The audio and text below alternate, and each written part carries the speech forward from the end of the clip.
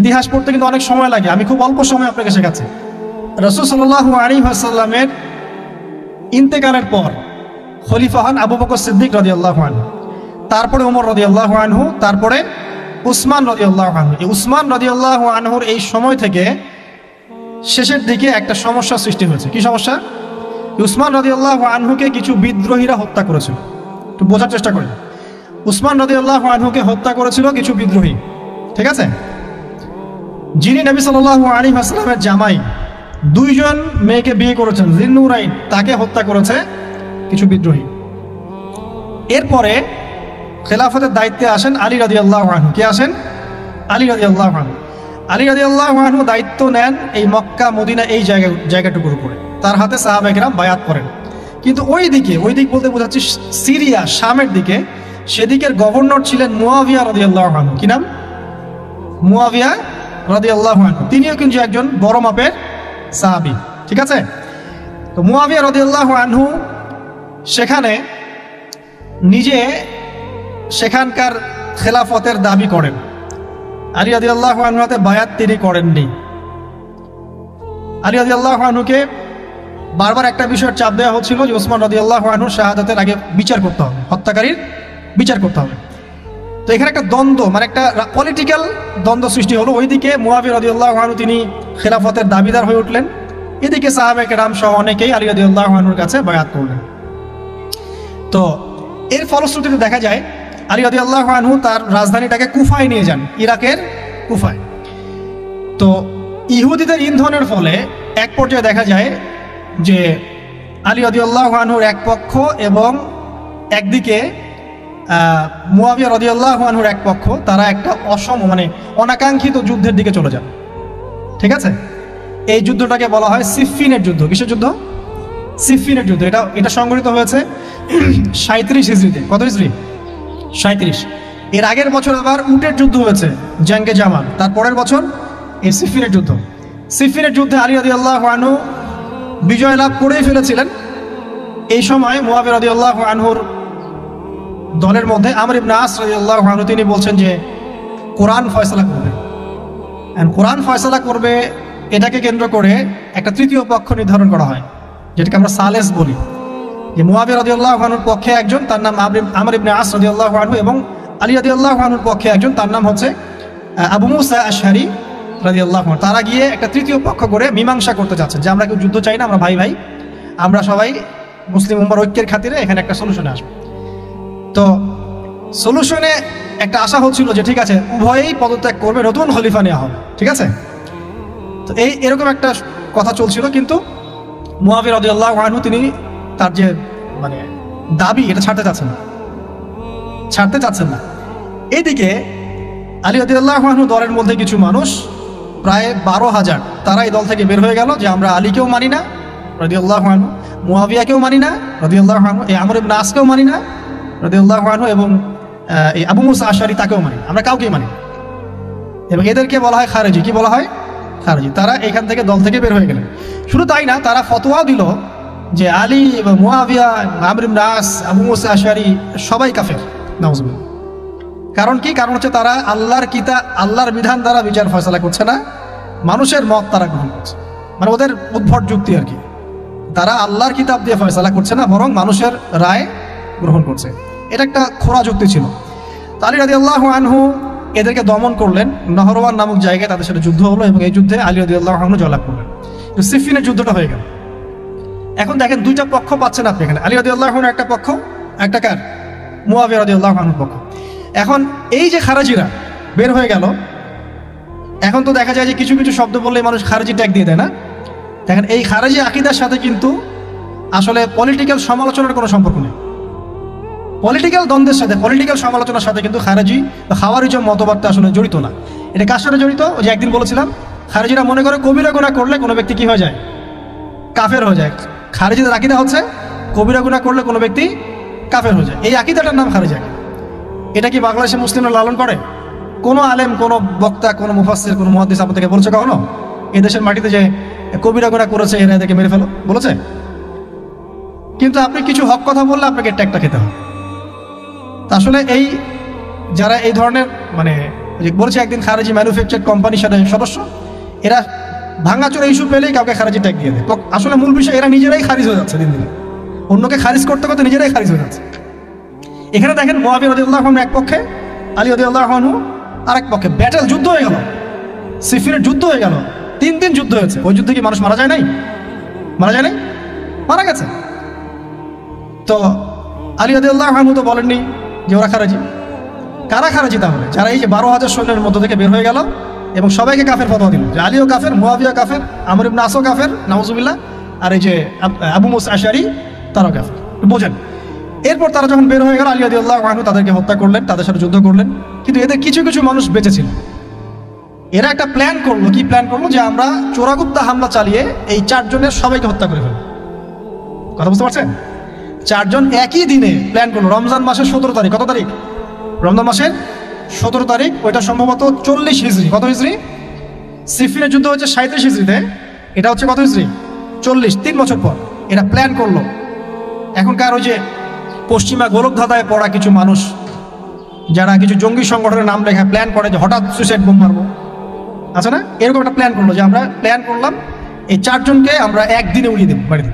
এবং সেই প্ল্যান মোতাবেক তারা কাজ করলো। কাজ করে ঘাপটি মেরে বসে থাকলো। আলী রাদিয়াল্লাহু আনহু ফজরের নামাজে যাচ্ছেন, আব্দুর রহমান বিন মুলজিম নামে এক ব্যক্তি আলী রাদিয়াল্লাহু আনহুকে পুরো তরোয়াল দিয়ে আঘাত করে হত্যা করলো।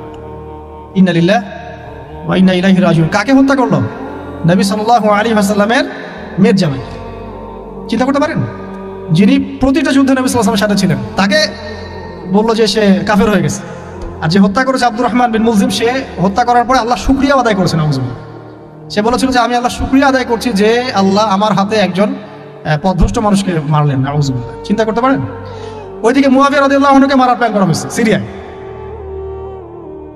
উনাকে আঘাত করা হয়েছে, কিন্তু আঘাতটা তার মানে শরীরের সেই জায়গায় লাগে নাই যেখানে লাগলে তিনি মারা যেতে পারতেন। তিনি আহত হয়েছেন, পরবর্তীতে চিকিৎসা করে সুস্থ হয়ে গেছেন। আর এদিকে আমর ইবনে আস এবং আব্দুর রহমান আবু মুসা আশআরী, তাদের উপরে হামলা হয়েছে। আমর ইবনে আসের জায়গায় আরেকজন সাহাবী গিয়েছেন নামাজ পড়তে, তিনি ডেড। মানে তাদের উদ্দেশ্য সফল হয়েছে এই জায়গায় যে আলী রাদিয়াল্লাহু আনহুকে হত্যা করা হয়েছে। তো এখন আলী রাদিয়াল্লাহু আনহু যখন নিহত হয়ে গেলেন, তাহলে কে থাকলো এখন? মুআবিয়া রাদিয়াল্লাহু আনহু। আচ্ছা, আলী রাদিয়াল্লাহু আনহু চলে যাওয়ার পরে তার সন্তান হাসান রাদিয়াল্লাহু আনহু, কি নাম? হাসান রাদিয়াল্লাহু আনহুর হাতে সাহাবায়ে কেরামের অনেকেই বায়াত করলেন, মানে তাকে খেলাফতের দায়িত্ব দিলেন। তো এবার তিনিও কুফায় রাজধানী, এখানে তিনি আছেন এবং কুফাবাসী তাকে মানে প্রলুব্ধ করছে কিছু কিছু মানুষ যে আপনার উচিত মুআবিয়া রাদিয়াল্লাহু আনহুর সাথে যুদ্ধ করা। ঠিক আছে? কিন্তু হাসান রাদিয়াল্লাহু আনহু সেই কাজটা করলেন না। তিনি বলেন না, আমি মুসলিমদের মধ্যে দ্বন্দ্ব চাই না। বরং আল্লাহর নবী একটা ভবিষ্যৎবাণী করেছিলেন সাল্লাল্লাহু আলাইহি ওয়াসাল্লাম যে আমার এই নাতি হাসান মুসলিমদের বড় ফিতনার সমাধান করে দিবে। সুবহানাল্লাহ। কথা বুঝতে পারছেন? তো হাসান রাদিয়াল্লাহু আনহু তখন কি করলেন? নিজে তার যে এই যে দায়িত্ব, খেলাফতের দায়িত্ব, তিনি মুআবিয়া রাদিয়াল্লাহু আনহুর হাতে ছেড়ে দিলেন। সুবহানাল্লাহ। তিনি নিজে পদত্যাগ করলেন। ঠিক আছে, আমার ক্ষমতার দরকার নাই, মুসলিমরা আপোষে মারামারি কাটাকাটি থেকে রক্ষা পাক। কিছু শর্ত ছিল ওই চুক্তির মধ্যে, যে মুআবিয়া রাদিয়াল্লাহু আনহু যে কাজই করবেন সুরাভিত্তিক করতে হবে, হ্যাঁ, আহলে বাইতদেরকে সম্মান করতে হবে, ভাতা নির্ধারণ করতে হবে, এরকম কিছু শর্ত ছিল। ঠিক আছে? তো মুআবিয়া রাদিয়াল্লাহু আনহু মেনে নিলেন। এবার কিন্তু সারা মুসলিম জাহানে কে খলিফা হলেন? কি নাম বলেন? মুআবিয়া রাদিয়াল্লাহু আনহু। এবং এরপর তিনি একাধারে 20 বছর খেলাফতের দায়িত্ব পালন করেছেন। কত বছর? 20 বছর। 40 হিজরিতে এই যে আলী রাদিয়াল্লাহু আনহু মারা যান, আর 20 বছর খেলাফতের দায়িত্ব পালন করেন কে? মুআবিয়া রাদিয়াল্লাহু আনহু। এবং এই সময় মুসলিমরা অনেক উন্নতি করেছে।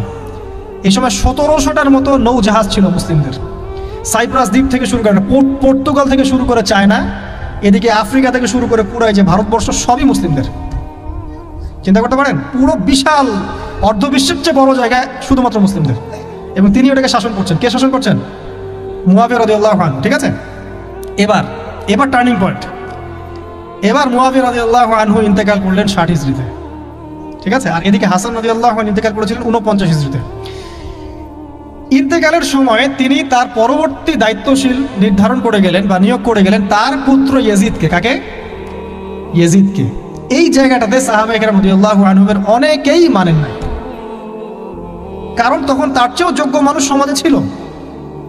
ঠিক আছে? তখন আব্দুল্লাহ বিন ওমর বেঁচে আছেন, আব্দুল্লাহ বিন আব্বাস বেঁচে আছেন, আব্দুল্লাহ বিন জুবাইর রাদিয়াল্লাহু আনহু, বড় বড় জলিল কাদির সাহাবী, তারা তখন বেঁচে আছেন।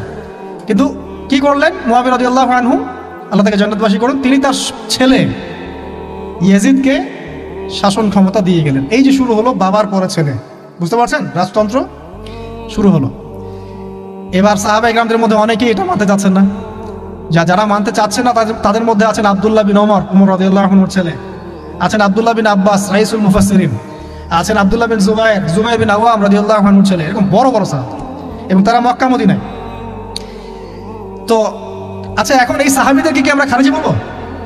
তারা যে পলিটিক্যালি তাকে সমর্থন করছেন না, পলিটিক্যালি কোনো গভর্নমেন্টের সমর্থন না করলেই খারিজি হয়ে যায়? যদি কেউ বলে আরব বিশ্বের সব যত নেতা আছে এদের মধ্যে অনেকেই ইসরায়েলের সাথে আঘাত করেছে, সে কি খারিজি হয়ে যাবে? এই সমালোচনার সাথে খাওয়ারিজমের কোনো সম্পর্ক আছে? যদি কেউ বলে যে পশ্চিমাদের অস্ত্রশস্ত্র নিয়ে মুসলিমরা ইয়েমেনে হামলা করছে, এটা বললে সে খারিজি হয়ে যাবে?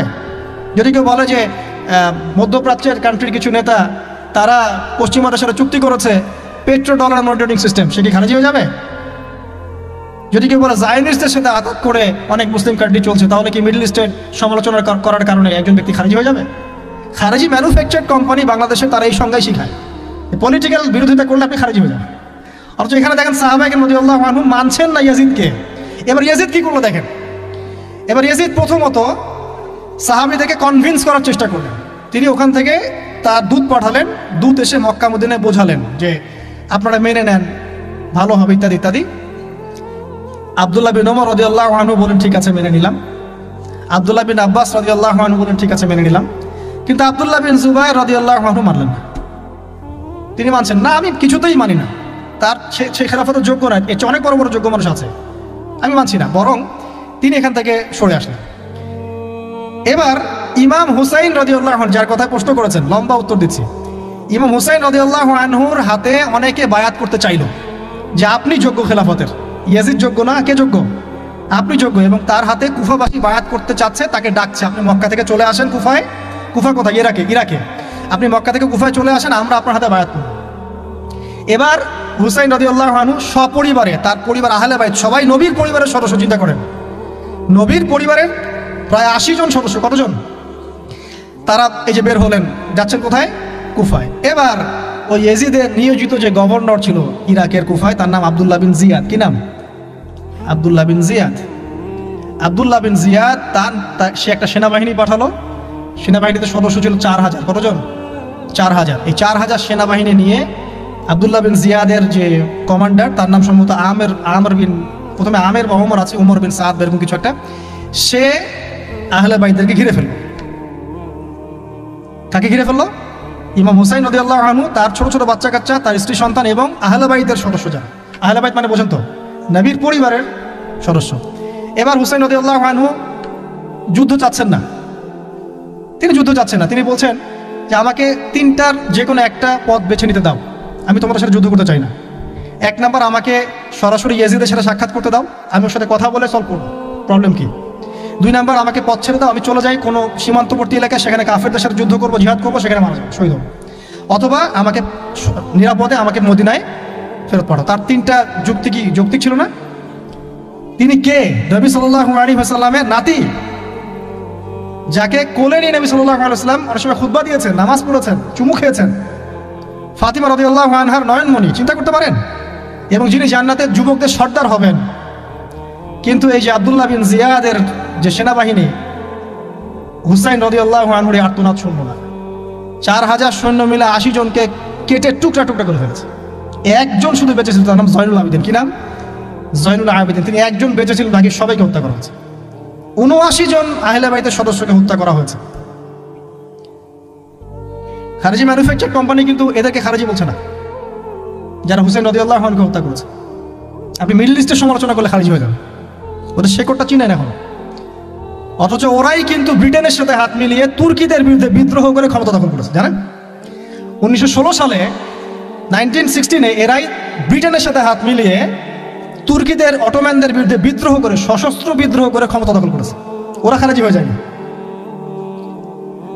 পড়লে জানবেন সত্য কি জিনিস। এবার আসেন মূল পয়েন্টে আসি। এবার যে হত্যা করেছে ইমাম হুসাইন রাদিয়াল্লাহু আনহুকে, সে বর্ষার আগা পর্যন্ত, বর্ষার মাথায় হুসাইন রাদিয়াল্লাহু আনহুর মস্তক উঠিয়ে ধরে এটাকে নিয়ে ইয়াজিদের কাছে গিয়েছেন। চিন্তা করতে পারেন, ইয়াজিদ যদিও বা এটার আদেশ কিন্তু করে নাই, সে ওই মস্তক থেকে আটকে উঠেছে। এটা তুমি কি করছো? আমি তো এটা করতে তোমাকে বলি নাই। ওবায়দুল্লাহ বিন জিয়াদ এই কাজটা করেছে। এখানে আমরা ইয়াজিদকে নিষ্পাপ বলতে পারি না, বিকজ একজন শাসকের আন্ডারে যখন কোনো ক্রাইম হবে এর একটা দায়ভার তো তার উপর পড়বেই। যদি এটা মেনে নেই যে সেখানে টেকনোলজি ছিল না, অনেক দূরের পথ, খবর পাওয়া যায় নাই, সেটা অন্য ইস্যু হতে পারে, কিন্তু পরের ঘটনাগুলো আমাদেরকে অন্যদিকে নিয়ে যাবে। মনে রাখেন, এই ঘটনাটা হৃদয় বিদারক। এটা হচ্ছে এই 10ই মুহররমের একটা হৃদয় বিদারক ঘটনা। এটা ঘটেছে কত সালে? 62 হিজরিতে। কত হিজরিতে? 62 হিজরিতে, 62 বা 61 আর কি। তো দেখেন, নবী সাল্লাল্লাহু আলাইহি ওয়াসাল্লামের ইন্তেকালের 50 বছর পরে এই কারবালার ঘটনা, এই ঘটনাটা কাকতালীয়ভাবে 10ই মুহররমে ঘটে গেছে। আমরা মনে করি যে এটা স্মরণে আমরা আজকের সওম রাখি, আসলে এটা স্মরণে নয়, ওই নাজাতে মুসার স্মরণে রাখতে হবে। ঠিক আছে? তো কারবালা ঘটনা বুঝলেন, এই 61 হিজরিতে কারবালা ঘটনা ঘটে, যেটা স্মরণে অনেকে রোজা রেখে থাকে সমাজে। আসলে এটা স্মরণে নয়, নাজাতে মুসার স্মরণে রাখতে হবে ইনশাআল্লাহ তাআলা। আল্লাহ পাক তৌফিক দান করুন, আমিন। এরপর মদিনাবাসী আর মক্কাবাসী এই যে ইয়াজিদের বিরুদ্ধে খেপে গেল। তার কিছুতে তার আনুগত্য মানবে না, কিন্তু ইয়াজিদ চাপ প্রয়োগ করতে লাগলো। এক পর্যায়ে সেই যে মুসলিম বিন উকবাকে পাঠালো 10,000 সৈন্য দিয়ে মদিনায়। 3 দিন সে মদিনা অবরোধ করে রাখলো। সবাইকে বললো যে ইয়াজিদের আনুগত্য করতে হবে, অন্যথায় তোমাদের উপর হামলা করা হবে। নবীর শহরে মুসলিম বিন উকবার নেতৃত্বে পিছনে ইয়াজিদ ছিল। ইয়াজিদের শাসনামলে মুসলিম বিন উকবার নেতৃত্বে 63 হিজরিতে 3 দিন মদিনায় ম্যাসাকার চালানো হয়েছে। মদিনার মানুষকে হত্যা করা হয়েছে। মদিনার মানুষ সাহসিকতার সাথে যুদ্ধ করেছে, ডিফেন্ড করেছে, তাদেরকে হত্যা করা হয়েছে। মদিনায় লুটপাট করা হয়েছে, ধ্বংসযজ্ঞ চালানো হয়েছে, হাজার হাজার মানুষ মারা গেছে। এখন আমাকে বলেন, যে মদিনার যে মানুষগুলো এই মুসলিম বিন উকবার সেনাবাহিনীর বিরুদ্ধে দাঁড়িয়েছিল, এরা কি খারিজি ছিল? ওরা যে শাসকের বিরুদ্ধে যুদ্ধ করলো? উত্তর দেন। এই খারিজি ম্যানুফ্যাকচার কোম্পানিকে বলেন, উত্তর দিতে বলেন। মুসলিম বিন উকবার নেতৃত্বে যে বাহিনী মদিনা আক্রমণ করলো, আর মদিনাবাসী যে বীরত্বের সাথে ডিফেন্ড করলো, এখন কি মদিনার সব মানুষ খারিজি হয়ে গিয়েছিল? পলিটিক্যাল দ্বন্দ্বের সাথে খাওয়ারিজমের কোনো সম্পর্ক আছে? মানুষকে কি বুঝায়? শুধু তাই না, এই সময় মক্কায় আব্দুল্লাহ বিন জিয়াদ রাদিয়াল্লাহু আনহু তিনিও তার বলয় গড়ে তুলেছেন, তার হাতে মানুষ বায়াত শুরু করেছে। আর ইয়াজিদকে মানুষ মানছে না, বলছে আব্দুল্লাহ বিন জুবাইর, তার হাতে আমরা খেলাফতের বায়াত করব। বহু মানুষ আব্দুল্লাহ বিন জুবাইর রাদিয়াল্লাহু আনহুর হাতে বায়াত করা শুরু করলেন। এবং ইয়াজিদ এবার মদিনায় ধ্বংসযজ্ঞ চালানোর পর ঠিক ওই বছরেই, সেম বছরেই আরেকজন ব্যক্তি আছেন হুসাইন বিন নুমায়ের, তাকে কিছু সেনাবাহিনী দিয়ে পাঠালেন মক্কা আক্রমণ করতে। হুসাইন বিন নুমায়ের সেনাবাহিনী নিয়ে মক্কা আক্রমণ করলো। মক্কার কাবা ঘরের গিলাফে হামলা করা হয়েছে, মিনজানিক ছড়া হয়েছে। তো মদিনায় হামলা চালানোর পর একই বছর ওই 63 হিজরিতেই, আর মদিনায় হামলার যে যুদ্ধটার নাম একটা আছে, এটা বলে দিই, যে মদিনায় যে ইয়াজিদের নেতৃত্বে মুসলিম বিন উকবা হামলা চালিয়েছিল, যখন মদিনাবাসী এটাকে ডিফেন্ড করেছে এবং মদিনা মানুষ মারা গেছে, অনেক শহীদ হয়েছেন, এই যুদ্ধের নাম হচ্ছে হাররার যুদ্ধ। কিসের যুদ্ধ? হাররার যুদ্ধ। এরপর ওই বছরেই ইয়াজিদের নেতৃত্বে আবারও মক্কায় আক্রমণ করা হয়েছে, যেখানে আব্দুল্লাহ বিন জুবাইর রাদিয়াল্লাহু আনহু তিনি খেলাফতের দায়িত্ব বায়াত গ্রহণ করছেন। সেখানেও মিনজানিক চালানো হয়েছে, হামলা চালানো হয়েছে। মক্কার কাবা ঘরের দেয়ালে পর্যন্ত মিনজানিকের গোলা লেগেছিল। মানুষ জানেই না কাবা ঘরে হামলা হয়েছে। তো আমরা পলিটিক্যালি এই ঘটনাগুলো সমালোচনা করতে পারি। হুসাইন রাদিয়াল্লাহু আনহুর হত্যাকাণ্ড কোনো সাধারণ ঘটনা ছিল না, হাররার যুদ্ধ কোনো সাধারণ ঘটনা ছিল না, আব্দুল্লাহ বিন জুবাইর রাদিয়াল্লাহু আনহুকে মক্কায় আক্রমণ করা কোনো সাধারণ ঘটনা ছিল না। এরপরে আব্দুল মালিক বিন মারওয়ান যখন ক্ষমতায় আসেন, তার প্রায় 10 বছরের পরে, তখন হাজ্জাজ বিন ইউসুফের নেতৃত্বে আবারও এই মক্কায় হামলা হয়েছে। এর নাম শুনেছেন? হাজ্জাজ বিন ইউসুফ। এবার এই হামলাতে আব্দুল্লাহ বিন জুবাইর রাদিয়াল্লাহু আনহু এবং তার অনুসারীদেরকে সবাইকে শহীদ করা হয়েছে।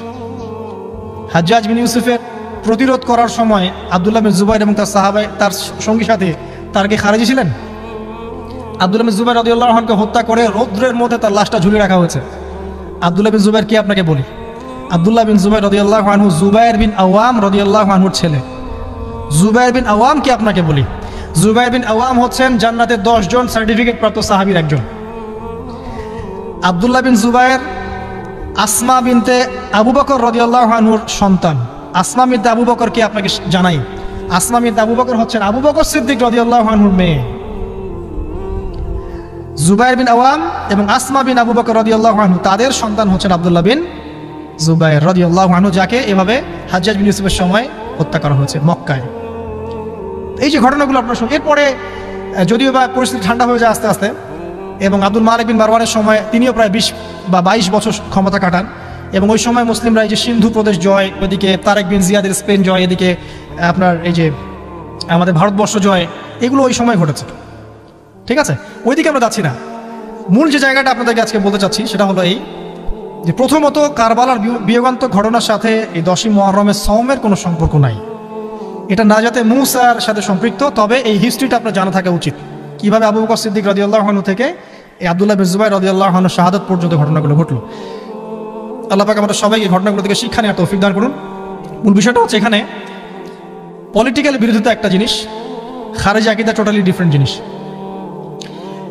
আর অনেক পলিটিক্যাল দ্বন্দ্ব পেরিয়ে মুসলিম ইতিহাস, ইসলামের ইতিহাস আজকে এই পর্যন্ত পৌঁছেছে। এই দ্বন্দ্বগুলোর কারণে আমরা কখনো এক পক্ষ আর এক পক্ষকে কাফের, ফাসেক, জালেম, মুরতাদ বা খারেজি এসব ট্যাগ লাগাতে পারি না। এগুলো দুঃখজনক। আল্লাহ পাক এভাবেই আমাদেরকে পরীক্ষা করেছেন, এই ঘটনাগুলো ঘটে গেছে। আল্লাহ পাক আমরা সবাইকে আল্লাহ পাকের একটা বড় দয়া যে আল্লাহ পাক চাচ্ছেন আমরা জান্নাতে যাই। আল্লাহ পাক চাচ্ছেন এই আইয়ামে জাহেলিয়াতের মানুষগুলো আবার আল্লাহর পথে ফিরে আসুক, আল্লাহকে ফিরে পাক, আল্লাহকে চিনুক, আল্লাহকে জানুক, দুনিয়াতেও সফল হোক, পরকালেও জান্নাতে যাক। এটা আল্লাহ পাক চাচ্ছেন। রাসূলুল্লাহ সাল্লাল্লাহু আলাইহি ওয়াসাল্লামের নবুয়ত প্রাপ্তির যে যুগ, যেটাকে আমরা এখনকার সেকুলার সমাজে অনেকেই মধ্যযুগ বলে থাকি, আর কথায় কথায় আমরা একটা শব্দ বলি মধ্যযুগীয় বর্বরতা। মধ্যযুগ মানে কি? কোন সময়টাকে মধ্যযুগ বলা হয়? কেন সেই সময়কে বর্বর বলি? আইয়ামে জাহেলিয়াত মানে কি? কোন সমাজকে আইয়ামে জাহেলিয়াত বলা হয়? কেন বলা হয়? এখনকার যুগটা হচ্ছে গিলে খাওয়ানোর যুগ। যে কোনো কথা মিডিয়ার মধ্য দিয়ে কানের পাশে যখন বারবার বাজানো হয়, অটোমেটিক্যালি আমাদের মনের মধ্যে এটা ইনস্টল হয়ে যায়। যে কোনো এই যুগে মিডিয়ার মধ্য দিয়ে মানুষকে কোনো কিছু গিলে খাওয়ানো খুব সহজ। জাস্ট আপনাকে এতটুকু করতে হবে, সারাদিন ওই বিষয়ের খবর বা কন্টেন্ট জনগণের কান পর্যন্ত পৌঁছাতে হবে। আস্তে আস্তে আস্তে আস্তে অটোমেটিক্যালি মানুষের মধ্যে এটা ইনস্টল হয়ে যাবে। এটা একটা সভ্যতার সংকট। মধ্যযুগ, মধ্যযুগ, বর্বরতা, বর্বরতা। আলোচনার কোনো অংশই অস্পষ্ট আমি রাখছি না ইনশাআল্লাহ, কারণ সবকিছু সুস্পষ্ট করার সময়টা এখনই। যদি না করা হয় তাহলে দেরি হয়ে যাবে। তো প্রথম কথা আমরা একটু শিখে নেই যে মধ্যযুগ কেন বলি আইয়ামে জাহিলিয়াতকে। প্রথম কারণ হচ্ছে ওই যুগে মানবতা বলে কিছু ছিল না। তাহলে এই যুগে কি আছে? অনেস্টলি আপনাকে জিজ্ঞাসা করছেন, আপনি বলেন না আমাকে, এই যুগে কি মানবতা বলতে আসলেই কিছু বাকি আছে? বাকি যাদের মধ্যে আছে সেই সব মানুষগুলোকে তো আমরা এখন ব্যঙ্গ করছি। মানবতা কোথায় আছে? এই কিছু দাড়ি টুপি পাগড়ি জুব্বাওয়ালা মানুষের মধ্যেই। অন্য কোথায় মানবতা দেখাবেন আপনি? মানবতা ছিল না মধ্যযুগে। মধ্যযুগে ছিল না নারীর কোনো সম্মান। সত্যি সত্যি কি এখনকার সোকল্ড মডার্ন সিভিলাইজেশনের মধ্যে নারীর সম্মান আছে? এটা আপনি মিডিয়ার মধ্য দিয়ে আমাকে গেলাবেন, আমাকে গিলতে হবে? সত্যি আছে বাকি? অনেস্টলি স্পিকিং, আমাদের মা বোন, আমাদের দিনী বোন থেকে শুরু করে সমাজের টপ টু বটম, একদম লেস থেকে শুরু করে টপ পর্যন্ত সবখানে কি নারীর সম্মান চমৎকারভাবে দেয়া হচ্ছে? সত্যি কি তাই? আমরা নিজেদের সাথে প্রতারণা করব না। আমরা কোরআন এবং হাদিসের সাথে তো প্রতারণা করছি দীর্ঘ সময় থেকে। অ্যাটলিস্ট বিবেকের কাছে আমরা প্রতারণা করব না, বিবেকের সাথে আমরা প্রতারণা করব না। সত্যিকার অর্থেই নারীর সেই সম্মান এখন নাই, ফুল স্টপ। 3 নম্বর, আইয়ামে জাহিলিয়াত কেন বলি? বিকজ ওই যুগে ছিল সুদ, ইকোনমিক সেকশন ছিল রিবা দিয়ে পরিপূর্ণ। তো আপনি কি আমাকে এখন রিবা মুক্ত একটা ওয়ার্ল্ড দেখাতে পারছেন? রিবা বা ইন্টারেস্ট মুক্ত, দুর্নীতি মুক্ত, ইকোনমিক সেকশনে করাপশন মুক্ত, ঘুষ মুক্ত, চাঁদাবাজি মুক্ত একটা ইকোনমিক সিস্টেম কি আপনি আমাকে দিতে পারবেন? এই বিশ্বে কি আসলেই এরকম কোন ইকোনমিক সিস্টেম বাকি আছে? ইকোনমি সম্পর্কে আমাদের পড়াশোনা এতই নিম্ন লেভেলের, মানুষকে এখন বোঝাতে হয় যে গোল্ড দিনার অ্যান্ড সিলভার দিরহাম এটা ইসলামিক কারেন্সি। মানুষকে এটা বোঝাতে হয়। মানুষ আমাদের সমাজে তর্ক করে চাল দিয়ে ফেতরা দিবে না টাকা দিয়ে ফেতরা দিবে। এটা নিয়ে তর্ক হয়, পক্ষে বিপক্ষে তুল কালাম ঝগড়া হয়, কিন্তু তারা এটা রিয়েলাইজ করে না যে ইসলামিক কারেন্সি বলতে কি বোঝায়। কারেন্সির মধ্যেও সুদ আছে, পুরো ওয়ার্ল্ডের ব্যাংকিং সিস্টেমে সুদ আছে, হোক সেটা IMF বা ওয়ার্ল্ড ব্যাংক বা সেন্ট্রাল ব্যাংক বা এনজিওস, এভরি সিঙ্গেল সেকশন এখন সুদের আন্ডারে আছে। তাহলে আপনি কি আমাকে এই যুগটাকে খুব সভ্য যুগ বলবেন? কেন আইএমএ জাহিলিয়াত বলা হয় সেটা আগে বলে নিচ্ছি। আইএমএ জাহিলিয়াত কেন বলা হয়? বিকজ ওই যুগে ছিল জিনা আর ব্যভিচার আর মাদক আর জুয়া। তো আমরা এখন কোন জান্নাতি সমাজে আছি? এই যুগের মধ্যে কি জিনা নাই, ব্যভিচার নাই, ধর্ষণ, গুম খুন, সুদ ঘুষ, দুর্নীতি, করাপশন বা জুয়া, এগুলো কি এই যুগের মধ্যে নাই? আমরা তো বলি বিশ্বায়নের যুগ, তাহলে ওই সময়ে ওই পাপগুলো নিঃসন্দেহে একটা সংক্ষিপ্ত পরিসরে সীমাবদ্ধ ছিল। এখন এই পাপগুলোর গ্লোবালাইজেশন হয়েছে, দ্যাটস অল। তাহলে আমরা প্রথমে এতটুকু জানলাম যে কেন আমরা ওই সময়টাকে মধ্যযুগ বলি, বর্বর বলি, আইএমএ জাহিলিয়াত কেন বলি। মোটা দাগে এগুলো ছিল সামাজিক এবং রাজনৈতিক সমস্যা, কিন্তু ধর্মীয় সমস্যা কি ছিল? শিরক। ওই যুগের মানুষ আল্লাহ পাকের একত্ববাদের সামনে মাথা নত করেনি। ওই যুগের মানুষ বহুত্ববাদী ছিল, চন্দ্র, সূর্য, গ্রহ, নক্ষত্র, গাছপালা, দেবদেবী, প্রতিমা, এগুলোর পূজা করত। তো এই সমস্যাটা কি এখন নাই? আমরা নন মুসলিমদের কথা বলছি না, ইভেন মুসলিমদের মধ্যেও কি প্রবলেমসগুলো নাই? আচ্ছা, অনেক ইউনিভার্সিটিস আমাদের সমাজে আছে, স্কুল কলেজ। শিরক আলাদা ডিপার্টমেন্ট কোথায় আছে? তাওহীদ এই ডিপার্টমেন্ট কোথায় আছে? একটা মজার কথা বলি, সেটা হলো আমরা যারা কোরআন হাদিস পড়ি, পড়াই, আলেম, তালেব ইলম, সবাই হাদিসটা জানি যে শেষ জামানার সবচেয়ে বড় ফিতনা হলো মাসিহুদ দাজ্জাল। পৃথিবীর কোনো ইউনিভার্সিটিতে দাজ্জালকে নিয়ে পড়ানো হয় না, অথচ এটা পৃথিবীর সবচেয়ে বড় ফিতনা হবে সামনে। তো আমি এখানে আপনাদের কনফিডেন্স ভাঙতে আসি নাই, মেরুদণ্ড ভাঙতে আসি নাই। আমি কয়েকটা জায়গায় আপনাদের দৃষ্টি নিবদ্ধ করতে এসেছি যে আইএমএ জাহিলিয়াত যে যুগটাকে আমরা বলতাম, এখন কিন্তু তার চেয়ে কোনো ভালো যুগে আমরা বসবাস করছি না। হ্যাঁ, উন্নতি হয়েছে আমাদের কোন কোন ক্ষেত্রে, জনসংখ্যা বেড়েছে, আমাদের সায়েন্স অ্যান্ড টেকনোলজির উন্নতি হয়েছে, প্রযুক্তিগত উন্নয়ন হয়েছে। আগেকার রোড এখনকার রোড এক না, এখন আমরা ফ্লাই করি, আমরা এক্সপোর্ট ইম্পোর্ট করি, আমরা মহাকাশ জয় করেছি, আমরা সাগর জয় করেছি, পাহাড় জয় করেছি, এগুলো তো হচ্ছে। সত্যিকার অর্থে বিজয় কাকে বলে এটাও আমাদেরকে ভাবতে হবে। এই সামগ্রিক সভ্যতা নিয়ে যদি কালকে আমাদের মাঠে আমরা জান্নাতে যেতে না পারি, তাহলে কি আমরা বলবো আমরা বিজয়ী ছিলাম?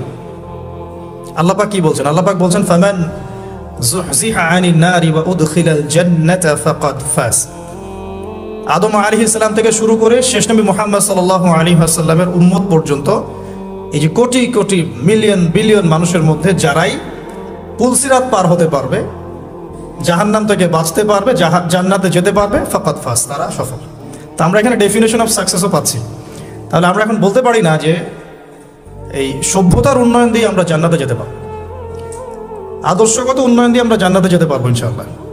তো এই আদর্শগত উন্নয়ন সাধন করার জন্যই আল্লাহ রাব্বুল আলামিন আইএমএ জাহিলিয়াতের মতো যুগেও মুহাম্মদ সাল্লাল্লাহু আলাইহি ওয়াসাল্লামকে পাঠিয়েছেন। বলে সুবহানাল্লাহ। আল্লাহ পাকের একটা বড় দয়া যে আল্লাহ পাক চাচ্ছেন আমরা জান্নাতে যাই। আল্লাহ পাক চাচ্ছেন এই আইএমএ জাহিলিয়াতের মানুষগুলো আবার আল্লাহর পথে ফিরে আসুক, আল্লাহকে ফিরে পাক, আল্লাহকে চিনুক, আল্লাহকে জানুক, দুনিয়াতেও সফল হোক, পরকালেও জান্নাতে যাক। এটা আল্লাহ পাক চাচ্ছেন। এই সিলসিলাতে আল্লাহ রাব্বুল আলামিন প্রায় 1,24,000 নবী রাসূল পাঠিয়েছেন। আলহামদুলিল্লাহ, প্রায় 1,24,000। স্পেসিফিকলি আমি বলতে পারবো না, কারণ এই ফিগারটা এভাবে বলা যায় না, কিন্তু কিছু কিছু হাদিসের মধ্যে আছে 1,24,000 নবী রাসূল পয়গম্বর আল্লাহ পাক পাঠিয়েছেন। কোরআনুল কারীমে আছে 25 জন নবীর নাম। আর আল্লাহ পাক বলেছেন আমি এমন অনেক নবী চলে গেছেন যাদের নাম তোমাকে জানাইনি, যাদের কথা আমি তোমাকে বলি নাই, হে নবী সাল্লাল্লাহু আলাইহি ওয়াসাল্লাম।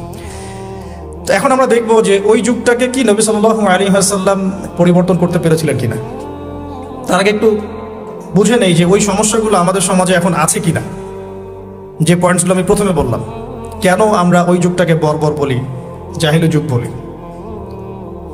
যে কারোর সাথে আপনি এটা নিয়ে যে ডিবেট করতে যান, তারা আপনাকে একটা পয়েন্ট ধরিয়ে দিবে, সেটা হলো ওই যুগে মেয়েদের সম্মান দেওয়া হতো না, মেয়েদেরকে জীবন্ত কবর দেওয়া হতো। তো এখনো তো মেয়েদের আত্মাকে জীবন্ত কবর দেওয়া হচ্ছে, এখনো তো আমরা মেয়েদের আত্মাকে জীবন্ত কবর দিচ্ছি। একটা মানুষের দেহই কি সবকিছু? যখন একটা মানুষের আত্মা দাসত্ব শৃঙ্খলা আবদ্ধ থাকে, তারা স্বাধীনতা থাকে কোথায়? তো এখন অনেক কিছু আমাদের বাইরের চোখ দিয়ে বিশ্লেষণ করলে হবে না, কিছু কিছু বিষয় ভিতরের চোখ দিয়েও দেখতে হবে। আল্লাহ তৌফিক দান করুন। তো মেলালে আপনি বুঝতে পারবেন যে কোনো কিছুই বাদ নাই। আইয়ামে জাহিলিয়াতের এমন একটা জাহিলিয়াত বা ওই যুগের সুন্নত বাকি নাই যেটা এই যুগের মধ্যে নাই, বরং এখন আরো অনেক বড় পরিসরে এগুলো সমাজে প্রতিষ্ঠিত হয়ে গেছে। এটাই সত্য, এখানেই ফুল স্টপ করতে হবে। যদি না করেন তাহলে এটা আপনার জ্ঞানের দৈন্যতা অথবা অহংকার। এখানে আমি ঝগড়াও করতে যাব না কারোর সাথে। এখন প্রশ্ন হচ্ছে, নবী সাল্লাল্লাহু আলাইহি ওয়াসাল্লাম কি এই যুগটাকে পরিবর্তন করতে পারলেন কিনা? উত্তর হ্যাঁ। কিভাবে পরিবর্তন করতে পারলেন?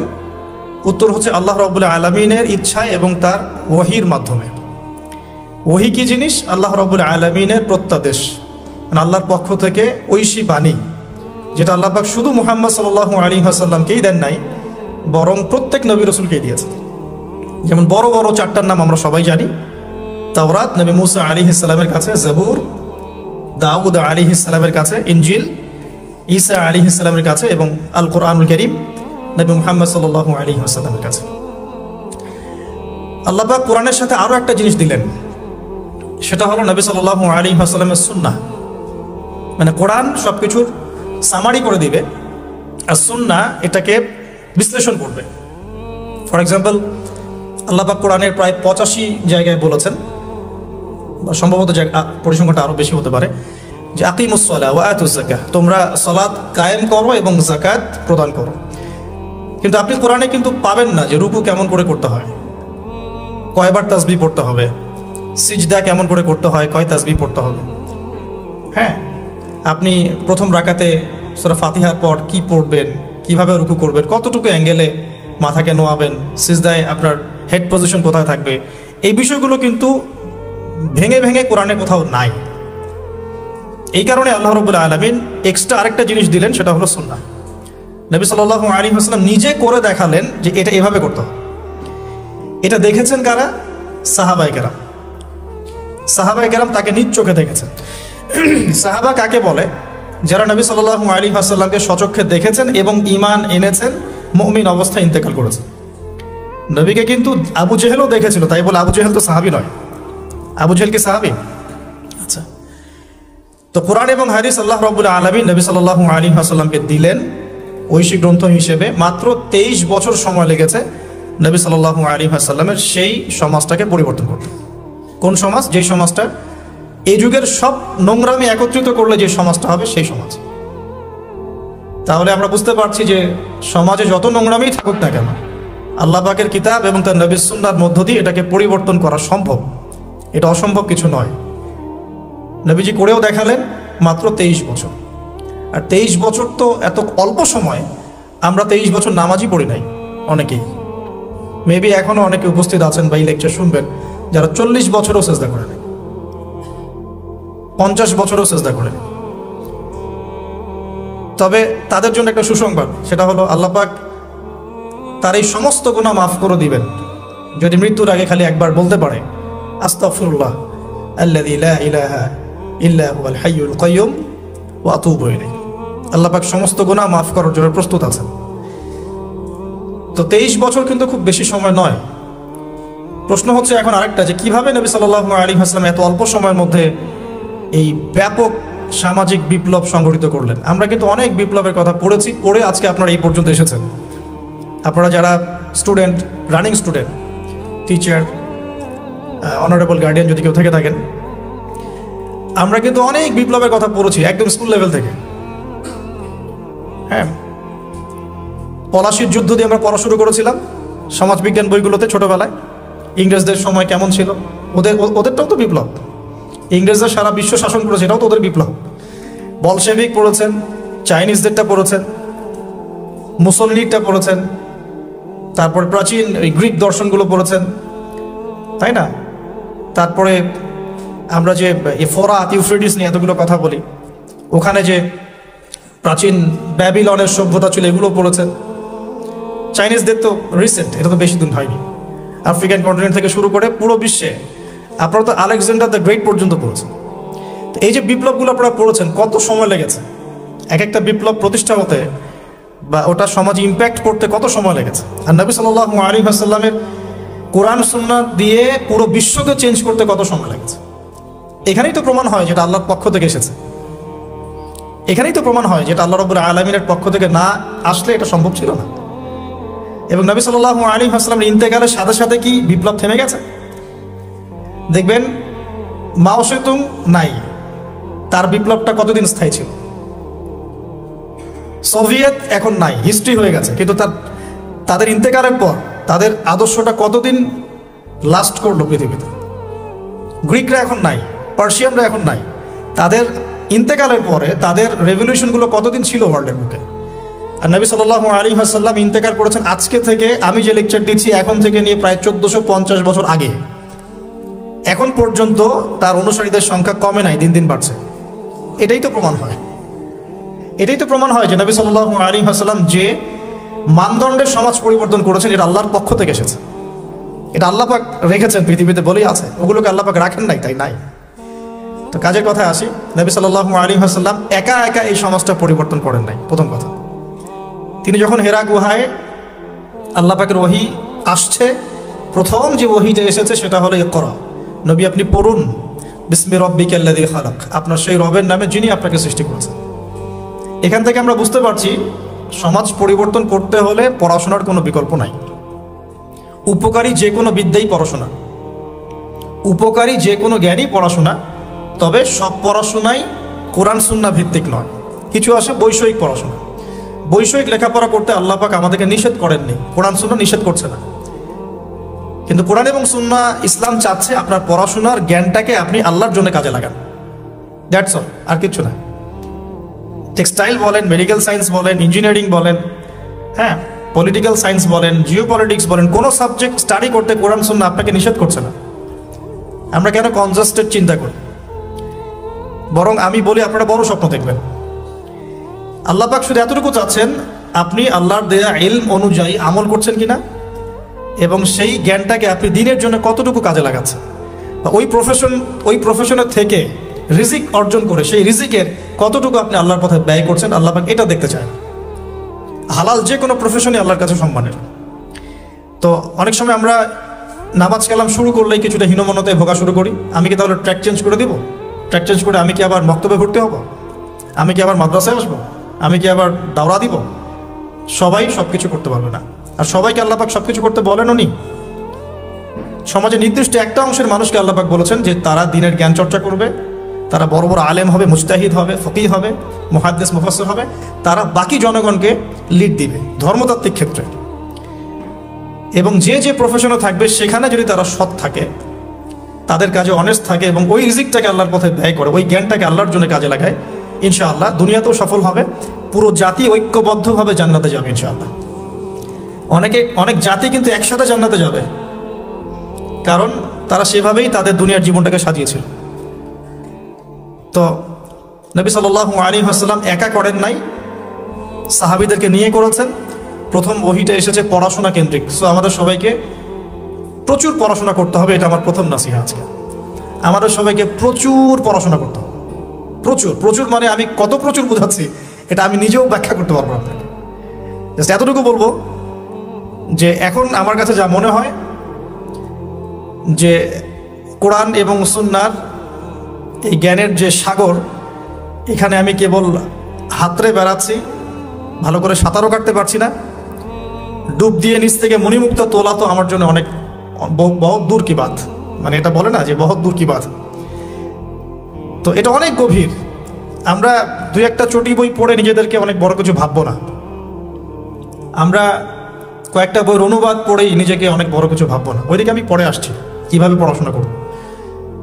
আমাদের পড়াশোনা করতে হবে অনেক বেশি।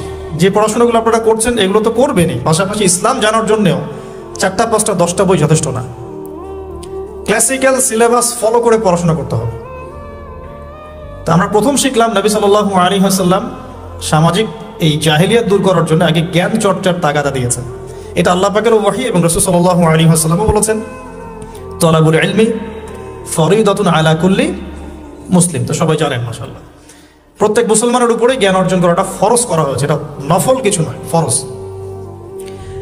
এখন নবী সাল্লাল্লাহু আলাইহি ওয়াসাল্লাম ওহী নিয়ে বাসায় চলে আসলেন। খাদিজা রাদিয়াল্লাহু আনহা তাকে সান্ত্বনা দিলেন যে আপনার কোনো টেনশন নাই, আপনি ভয় পায়েন না, ইত্যাদি ইত্যাদি। ওয়ারাকা বিন নাফেলের কাছে নিয়ে যাওয়া হয়েছে। ওয়ারাকা বিন নাফেল তিনি বলেছেন যে তোমার কাছে যে ফেরেশতা এসেছিল তার নাম নামুস বা জিবরাইল আলাইহিস সালাম, যে নবী মুসা আলাইহিস সালামের কাছেও এসেছিল। তবে এখন তোমাকে তোমার কওম বের করে দিবে, এখন তোমাকে তোমার কওম বের করে দিবে। যদি আমি ওই দিন জীবিত থাকি যেদিন তোমার কওম তোমাকে বের করে দিবে, আমি তোমাকে বড় রকম সাহায্য করব। এই কথাটা বলেছেন ওয়ারাকা বিন নাফেল। সহিহ বুখারীর 2য় পৃষ্ঠায় এটা আছে, ওহী অধ্যায়। নবী সাল্লাল্লাহু আলাইহি ওয়াসাল্লাম অবাক হয়েছিলেন এই সময়, জিজ্ঞাসা করেছিলেন যে আওয়া মুখরিজিয়া, তারা কি আমাকে বের করে দিবে? আওয়া মুখরিজিয়াহুম, তারা কি আমাকে বের করে দিবে? তো ওয়ারাকা বিন নাফেল বলেছিলেন এর আগে যার কাছেই এই ফেরেশতা এসেছেন তাকেই তার কওম বের করে দিয়েছে। এখান থেকে একটা মন শক্ত করা কথা শুনতে হবে, সেটা হচ্ছে যদি আপনি সত্যিকারের ওহী কোরআন এবং সুন্নাহর উপর থাকতে চান তাহলে সমাজ আপনাকে স্বাভাবিকভাবে মেনে নেবে না, বিকজ সমাজটা জাহিলিয়াতের। আপনি রিবার এগেনস্টে কথা বলবেন, তারা আপনাকে মেনে নেবে না। আপনি পুরো বিশ্বে মুসলিমদের উপর যে নির্মম নির্যাতন, এর এগেনস্টে কথা বলবেন, তারা আপনাকে মেনে নেবে না। আপনি ধর্মতাত্ত্বিক ক্ষেত্রে মুসলিমদের মধ্যে যে সমস্যাগুলো নিয়ে কথা বলবেন, সবাই আপনাকে বন্ধুরূপে গ্রহণ করবে না। যদি তাদের ক্ষমতা থাকে তাহলে আপনাকে বেরো করে দিতে পারে, যদি ক্ষমতা না থাকে তাহলে মনে মনে হিংসা করতে পারে, ট্র্যাপে ফেলতে পারে, অনেক কিছুই করতে পারে। এটা হচ্ছে দলিল যে ওয়ারাকা বিন নাফেল প্রথম এই কথাটা বলেছিলেন, এবার তো তোমার কওম তোমাকে বের করে দিবে। আপনি বাসায় গিয়ে আজকে সহিহ বুখারী খুলে দেখেন, এটা হচ্ছে ওহী আসার বাস্তবতা। যাদের কাছে ওহী এসেছে এবং যাদের কাছে ওহীর জ্ঞান আছে তাদেরকে সবাই বন্ধুরূপে গ্রহণ করবে না। ইভেন আপনিও যদি এখন ইসলাম 100% ফলো করার চেষ্টা করতে থাকেন, আপনি আপনার পরিবারের মধ্যেই এক ঘরে হয়ে যেতে পারেন। আপনি আপনার পরিবারের মধ্যেই প্রবলেম ফেস করতে পারেন, সোসাইটিতে করতে পারেন। আমি তো অবাক হচ্ছি যে একটা শিক্ষা প্রতিষ্ঠানে এ ধরনের প্রোগ্রামের আয়োজন করা হয়েছে। কয়টা শিক্ষা প্রতিষ্ঠান বাংলাদেশে আছে যেখানে বসে এই ধরনের কথা বলা যায়? অনেস্টলি স্পিকিং বলেন, 1%, 2%, 5%? আল্লাহ কবুল করেন, দোয়া করি আমি। এই জন্য আমি কঠিনভাবে কথাগুলো বলে যাচ্ছি, কারণ সবসময় সব সুযোগ হয়ে ওঠে না। ওহীর জ্ঞান এমন একটা জিনিস যেটা সবাই বন্ধুরূপে গ্রহণ করে না। কিন্তু নবী সাল্লাল্লাহু আলাইহি ওয়াসাল্লাম কি থেমে গিয়েছেন? উত্তর না। তিনি এবার তার ট্যাকটিকটা দেখেন কিভাবে তিনি 23 বছর এটা করেছেন, মাত্র 23 বছর। প্রথমত তিনি কি করেছেন? কাছের মানুষদেরকে আগে দাওয়াত দিয়েছে। তাহলে দিন আগে নিজে যখন পালন করবেন, বুঝবেন, আমল করবেন, এটা প্রথম কাজ জ্ঞান অর্জন করার পর। এরপরে আপনার কাছের মানুষদেরকে দিনের দাওয়াত দিতে হবে। কাছের মানুষ মা বাবা, স্ত্রী সন্তান, বন্ধু বান্ধব ইত্যাদি। নবী সাল্লাল্লাহু আলাইহি ওয়াসাল্লামের দাওয়াতে প্রথম ইসলাম কবুল করেছেন কারা? খাদিজা রাদিয়াল্লাহু আনহা, কাছের মানুষ, স্ত্রী। আবু বকর সিদ্দিক রাদিয়াল্লাহু আনহু, প্রায় বন্ধু মানুষের মতোই, আগে থেকে পরিচয় ছিল। তারপরে তার ছোট ভাই আলী ইবনে আবি তালেব, কাজিন। তার আরেক কাজিন জাফর ইবনে আবি তালেব, বাসায় ছিলেন একজন পালক পুত্র যায়েদ ইবনে হারেসা। এরপরে আস্তে আস্তে আবু বকর সিদ্দিকের দাওয়াতের মধ্য দিয়ে উসমান বিন আফফান, তালহা বিন উবাইদুল্লাহ, সাঈদ ইবনে আবি ওয়াক্কাস, আব্দুর রহমান বিন আউফ, তারপরে আবু উবাইদা ইবনে জাররাহ, আব্দুল্লাহ বিন মাসউদ, আস্তে আস্তে এভাবে ছড়িয়ে পড়তে লাগলো। তাহলে দাওয়াতের বা ইসলাম প্রচার করার, প্রসার করার, প্রতিষ্ঠা করার সুন্নাহটা কেমন? নিজে জ্ঞান অর্জন করে আমল শুরু করা, কাছের মানুষদেরকে দাওয়াত দেওয়া। আমরা কিন্তু নবীর সুন্নাহ মেনে চলতে চাচ্ছি না দিন প্রতিষ্ঠা করার ক্ষেত্রে। আমরা ইনস্ট্যান্ট রেজাল্ট চাই। হ্যাঁ, আমি চাই যে রাতারাতি সব পরিবর্তন করতে। এভাবে কখনো হয়নি, এভাবে কখনো হয়নি, কিয়ামত পর্যন্ত হবে বলে মনে হচ্ছে না। যেমন আমরা যখন এই আলোচনাগুলো করি, আল মাহদি, নবী ঈসা আলাইহিস সালাম, ইয়াজুজ মাজুজ, মাসিহুদ দাজ্জাল, যেগুলো শেষ জামানার বড় বড় সাইন, এগুলো কিন্তু হুট করে রাতারাতি হবে না। এগুলো একটা ফেজ পার করে করেই পৃথিবীর দিকে আসবে, আস্তে আস্তে আসবে। তো এখন দেখুন এরপর কি হলো। নবী সাল্লাল্লাহু আলাইহি ওয়াসাল্লাম যখন এভাবে দাওয়াতি কাজ করতে লাগলেন, প্রথম 3 বছর তিনি এভাবে দাওয়াত দিয়েছেন। বেশিরভাগ যারা ইসলাম কবুল করেছেন তারা ছিলেন যুবক। এখান থেকে আপনাদের সাথে আমার কথাটা শুরু হচ্ছে আর কি। বেশিরভাগ যারা ইসলাম কবুল করেছিলেন তারা কারা ছিলেন? যুবক। আপনি সিরাত পড়েন, অ্যাটলিস্ট আর রাহিকুল মাখতুম বইটা পড়ে দেখেন, দেখবেন বেশিরভাগই ছিলেন তরুণ প্রজন্ম। কেন তরুণ প্রজন্ম? বিকজ তরুণদেরকে আল্লাহ পাক একটা বলবো আবেগের সাম্যাবস্থা দিয়েছেন। এটা কেমন? মানে তারা যদি খারাপ পথে যায় তাহলে খুব খারাপ পথেই চলে যায়, তারা যদি ভালো পথে আসতে চায় খুব ভালো পথে চলে আসে। তারা চ্যালেঞ্জ গ্রহণ করতে পারে, খোলা মনে সিদ্ধান্ত নিতে পারে, অনেক সময় আবেগকে প্রশ্রয় দেয়, আবেগে কখনো ভুল সিদ্ধান্ত নেয়, কখনো কিন্তু সঠিক সিদ্ধান্ত নেয়। তো তরুণদের মধ্যে একটা চ্যালেঞ্জ গ্রহণ করার মানসিকতা থাকে যে ঠিক আছে আমি ইসলামের পথে থাকবো, পরিবার আমাকে না সহ্য করে না করুক। এই জিনিসটা 40-50 বছর একটা মানুষ করতে পারে না। সে চিন্তা করে যে না তারা আমার ছেলে মেয়ে, তাদেরকে নিয়ে ব্যালেন্স করে চলতে হবে ইত্যাদি ইত্যাদি। তারা মাঝ রাস্তায় খোঁজার চেষ্টা করে, কিন্তু তরুণরা হয় ডান না হলে বাম, যে কোনো একদিকে চলবে। দেখবেন অনেক তরুণ ভাই আছেন যারা পুরোপুরি মাদকের সাথে সম্পৃক্ত, মাদকাসক্ত, ওখান থেকে বের করা সো ভেরি ডিফিকাল্ট। আবার অনেক তরুণ প্রজন্ম আছে যারা মাদক কখনো হাতই দেয় না।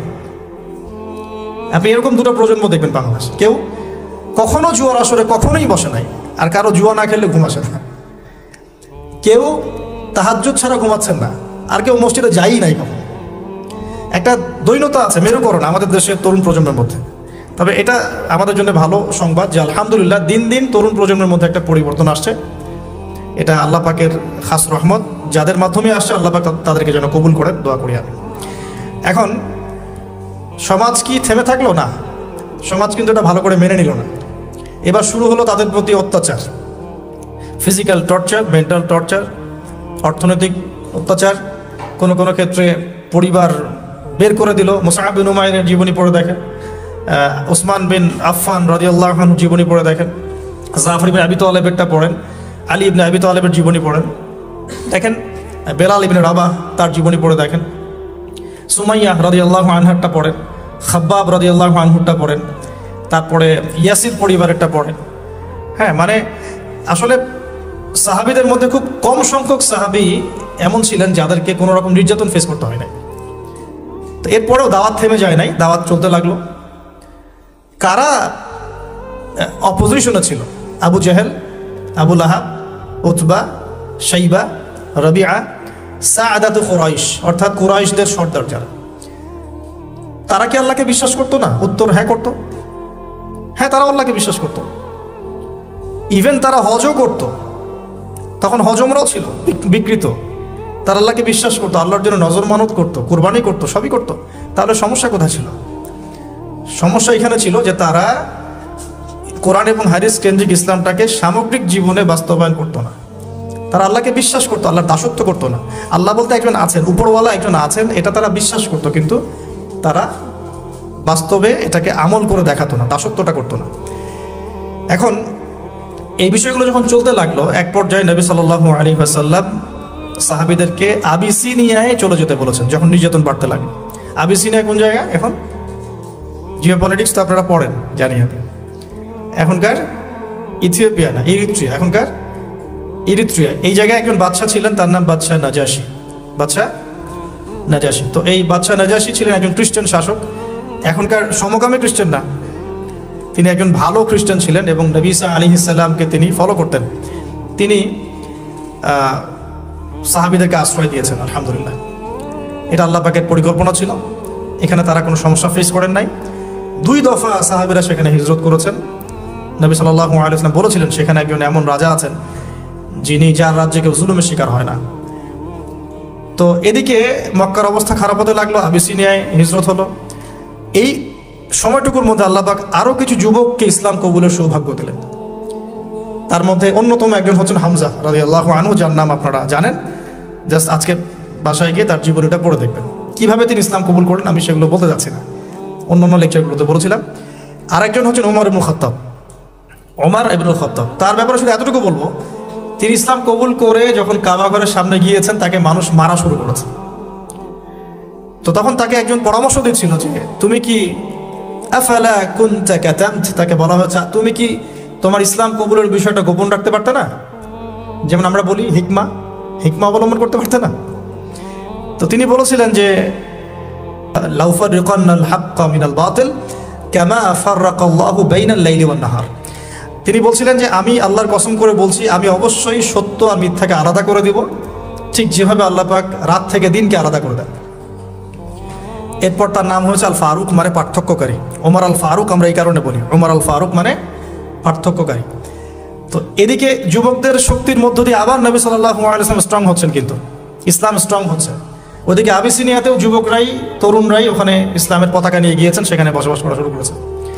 এবার নবী সাল্লাল্লাহু আলাইহি ওয়াসাল্লাম তায়েফে গেলেন, সেখানেও কিছু যুবক ছিল। 3টা বড় বড় যুবকদের মানে কমিউনিটি ছিল, যাদের নেতৃত্ব দিত 3 জন বড় নেতা। একজনের নাম আবদে ইয়ালাইল, একজনের নাম ছিল আবদে মাসউদ, আরেকজন হাবিব বিন আমর। এই 3 জন ছিল বড় বড় গোত্র নেতা। নবীজি চেয়েছিলেন জিওপলিটিক্যালি যে আমি যদি তায়েফের সাপোর্টটা পেয়ে যাই, তাহলে মক্কার এই যে মানে ওরা যে আমাদের উপরে নির্যাতন করছে, এখান থেকে আমি একটা বড় পলিটিক্যাল অ্যালায়েন্স করতে পারবো তায়েফের সাথে। তায়েফবাসীর তখন ভাগ্যে হেদায়েত ছিল না, আল্লাহ যেভাবে চেয়েছেন। নবী সাল্লাল্লাহু আলাইহি ওয়াসাল্লামকে তারা তো গ্রহণ করেই নাই, বরং রক্তাক্ত করে সেখান থেকে বের করে দিয়েছে। নাউজুবিল্লাহ। নবী সাল্লাল্লাহু আলাইহি ওয়াসাল্লাম তাদের বিরুদ্ধে কোনো বদদোয়া করেন নাই। বদদোয়া করেছেন? এটাও আমাদের শিখতে হবে। কিছু হলেই যে আমরা মানে খুব কাউন্টার একটা অবস্থা চলে যাই, হ্যাঁ ঝগড়া করতে থাকি, স্পেশালি ফেসবুকে। স্পেশালি কোথায়? ফেসবুকে। আর এটা আমাদের জীবনের অনেক বড় সময় খেয়ে ফেলে। কিয়ামতের মাঠে আমরা দেখবো যে ফেসবুক কত সময় খেয়েছে। হ্যাঁ, কিয়ামতের মাঠে পরিসংখ্যান যখন দেখা যাবে, তখন বুঝতে পারবো যে ফেসবুক খেয়েছে 2 বছর ইন টোটাল। হ্যাঁ, আমার টেলিভিশন খেয়েছে 2 মাস, আমার ইউটিউব খেয়েছে কত, এরকম 5 মাস। হ্যাঁ, তারপরে অ্যাপস খেয়েছে, গেমস আর অ্যাপস খেয়েছে আমার এরকম 6 মাস। দেখবেন এগুলোই আমাদের জীবনের বড় একটা অংশ খেয়ে ফেলেছে। যদি একজন ব্যক্তি ডেইলি 1 ঘন্টা করে টিভি দেখে বা এইসব জায়গায় সময় কাটায়, তাহলে নিঃসন্দেহে সে 24 ঘন্টায় যদি 1 ঘন্টা করে কাটায়, তাহলে আপনি হিসাব করে দেখেন যে মাসে কত ঘন্টা যায়, বছরে কত ঘন্টা যায়, এবং কতদিনে সে 1 বছর কাটিয়ে ফেলে। অথচ কিয়ামতের দিকে পড়ে আসি, আলামে বারজাখ, যে মৃত্যুর পরের জীবন, এখানে বেশিরভাগ মানুষ একটাই কথা বলবে বা বলছে, এখনো হয়তো আমরা শুনতে পারছি না, বলবে বা হয়তো বলছে, আমরা শুনতে পারছি না। সেটা কি? তারা বলছে রব্বানা, হে আমাদের রব, আবসরনা, আমরা দেখলাম, পরকাল আমরা দেখেছি, ওয়া সামি'না, আমরা পরকাল শুনেছি, ফারজি'না, আমাদেরকে ফিরিয়ে দিন। কোথায় ফিরিয়ে দিন? দুনিয়ায়। কি করব? না'মাল সালিহান, আমরা সৎ আমল করে আসবো। ইন্না মুকিনুন, আমাদের এখন ইয়াকিন হয়ে গেছে। এই কথাটা কবরবাসী চিৎকার করে এখন হয়তো বলছে অথবা বলবে। আল্লাহু আলাম। আল্লাহ পাক সূরা আলিফ লাম মিম সিজদার মধ্যে আয়াতটা নাযিল করেছেন, রব্বানা, হে আমাদের রব, আবসরনা ওয়া সামি'না ফারজি'না না'মাল সালিহান ইন্না মুকিনুন, হে আমাদের রব, আমরা দেখেছি পরকাল, আমরা শুনেছি, বুঝেছি, মানে ইন্দ্রিয় দিয়ে পরকাল উপলব্ধি করেছি।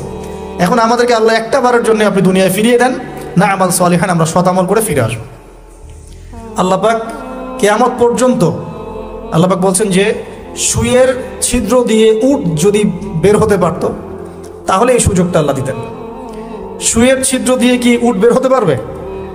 অতএব আল্লাহ পাক এই সুযোগটা দেবেন না। সো আমরা এখানে টাইম অনেক ওয়েস্ট করছি।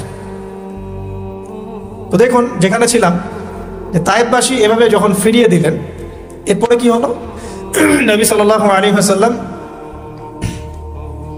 বদদোয়া করলেন না, যে কাজটা আমরা প্রায় করে থাকি একে অপরের সাথে, বরং তিনি তায়েফবাসীর জন্য দোয়া করলেন। আর আল্লাহ রাব্বুল আলামিন পাহাড় পর্বত নিয়ন্ত্রণকারী ফেরেশতাকে পাঠিয়েছিলেন, যাদের একটা দাবি ছিল, আপনি যদি চান হে নবী, আমরা তায়েফবাসীকে পিষে ফেলতে পারি। নবী সাল্লাল্লাহু আলাইহি ওয়াসাল্লাম বললেন, না, আমি বরং চাচ্ছি আল্লাহ পাক তাদের ঔরস থেকে এমন প্রজন্ম নিয়ে আসুক, যে প্রজন্ম আল্লাহর ইবাদত করবে, আল্লাহর সাথে কাউকে শরীক করবে না। এখন আপনি তায়েফের রেজাল্টটা দেখেন, তায়েফ কিন্তু এখন ইসলামের ভূমি হয়ে গেছে, আলহামদুলিল্লাহ। এবার নবী সাল্লাল্লাহু আলাইহি ওয়াসাল্লাম মক্কায়, সিচুয়েশনটা তাহলে এখন কেমন? কিছু যুবক সাহাবী ইসলামের নেতৃত্ব দিয়ে আবিসিনিয়ায়, কিছু যুবক সাহাবী মক্কায়। এবার নবী সাল্লাল্লাহু আলাইহি ওয়াসাল্লাম সব দিক থেকে কোণঠাসা। এই সময়ে তার স্ত্রী ইন্তেকাল করে গেলেন, তার চাচাও ইন্তেকাল করলেন। যে স্ত্রী এবং চাচা ছিল মক্কায় তার সাপোর্ট, সবচেয়ে বড় সাপোর্ট, তারাও ইন্তেকাল করলেন। এবং 3টা বছর তাদেরকে বয়কট করে রাখা হলো। 3টা বছর বয়কট করে রাখা হলো, কোনো খাবার পানি ছাড়াই। 3 বছর কিন্তু 4টাখানি কথা না। আমরা মিয়ানমার রোহিঙ্গা ইস্যু দেখেছি, একটু আঁচ করতে পারি যেভাবে বের করে দিলে মানুষের কেমন হয়। সব কিছু বাদ দিয়ে তাদেরকে পাহাড়ের পাদদেশে থাকতে হয়েছে 3 বছর। ওখানে হামজাও ছিলেন, সুবহানাল্লাহ। নবী সাল্লাল্লাহু আলাইহি ওয়াসাল্লামের কাছে তারা অনুমতি চাচ্ছিলেন যে আমাদেরকে খালি অনুমতি দেন, আমরা যে কয়জন আছি এই কয়জন নিয়ে যুদ্ধে ঝাঁপিয়ে পড়ব। নবীজি বলেন, না, বরং তোমরা ধৈর্য ধরো, এখন আল্লাহ পাক এই হুকুম আমাকে দেন নাই, তোমরা ধৈর্য ধরো। হামজার মতো সাহাবী যিনি একাই 20 জনের সাথে লড়াই করতে পারেন, তিনি ধৈর্য ধরলেন, যে আমরাও ধৈর্য ধরে আছি। সিচুয়েশন ডিমান্ড, একটা কথা, সিচুয়েশন যেমন সেভাবে রিয়াক্ট করতে হয়। এখন সিচুয়েশন নাই, রিয়াক্ট করতে পারছি না। হামজা রাদিয়াল্লাহু আনহুর মতো মানুষ, তিনিও তার ওই এগ্রেশন